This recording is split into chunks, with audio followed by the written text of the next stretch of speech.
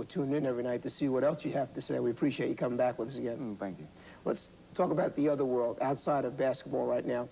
First of all, a number of the players in the league have hooked on or signed on with sneaker people, endorsements, okay? They're representing these companies, and we've gotten to the point now where some of the bigger name players in the league have very rich contracts.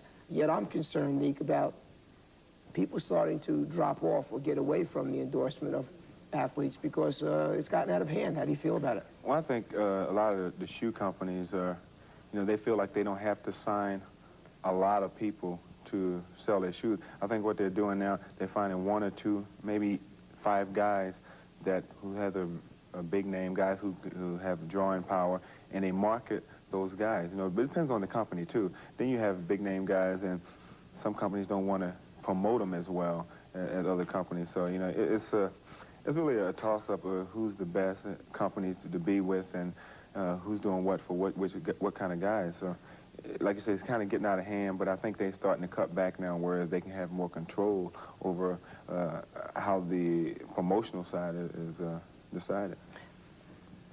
Time, the consumption of your time away from basketball. Now, I know that you're involved with Brooks, obviously, the sneaker company. Then I see you in that car accident every day. You keep getting in that car crash. I've had to get your back taken care of. I know that you're involved now in running and jumping and dunking the basketball, and all of a sudden you take a sip of a wonderful drink, and that's your involvement with the Coca-Cola people. How much time is involved outside of basketball by these companies you're involved with?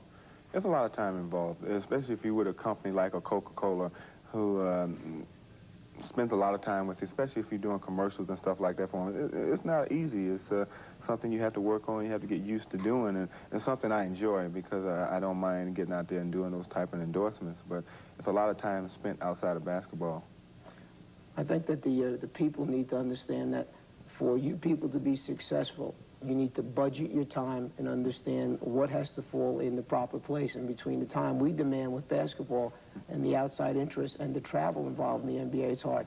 Right, you can't do everything. I think what guys are doing and what I've done over the last couple of years is you pick some big main companies that you have potentially to be with for a long time, and that's where you spend your time with. You can't do every little endorsement because that's where you get tired and you try to spend time with everybody. You don't have enough time to do what you really want to do, and it interferes with your basketball side of it, and that's something that you don't want to happen. Now, for all the people listening, the most important thing he said is keep the things in proper order. The priorities must be right. Nick, thanks for being with us again.